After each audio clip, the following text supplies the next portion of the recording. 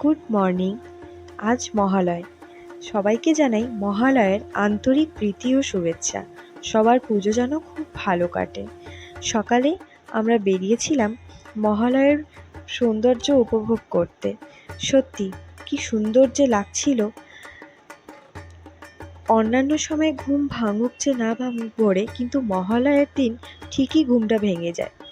আজ যেন চারিপাশটা বেশি অনুভব হচ্ছিল যে সত্যি মা আসছে।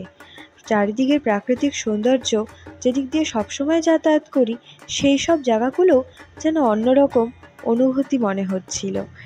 যাই হোক, আমরা এসেছিলাম নদীর পাশে একটি বাঁধ, যেখানে খুব সুন্দর বসার জায়গা। তো সেখানেই দুজনে এসেছিলাম। আসলে দুজনে না, আমাদের সাথে আরেকজনও এসেছিল। 1 মিনিট দাঁড়াও, এখনই দেখতে পারবে।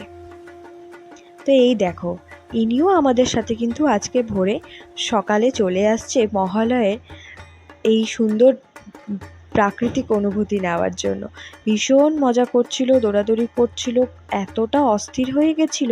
আসলে সবসময় সব জায়গায় বেরোয় না তো, সেই জন্য। যাই হোক, বাড়ি ফেরার পথে দেখলাম প্রচুর কাশবন হয়ে আছে। এত ভালো লাগছিল, তো বরকে বায়না করায় নিয়ে আসলো। তো এখানে আমি বলছিলাম আমাকে একটু ভিডিও করে দাও, তো এমন করে ভিডিও করে দিয়েছে।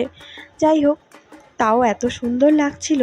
কাশফুলের মাঝখানে হেঁটে যাচ্ছিলাম, না দারুণ লাগছিল।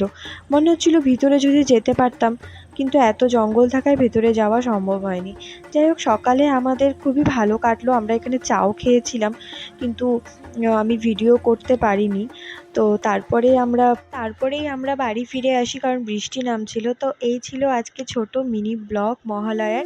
সবাই খুব ভালো থেকো, সুস্থ থেকো। দেখা হবে নেক্সট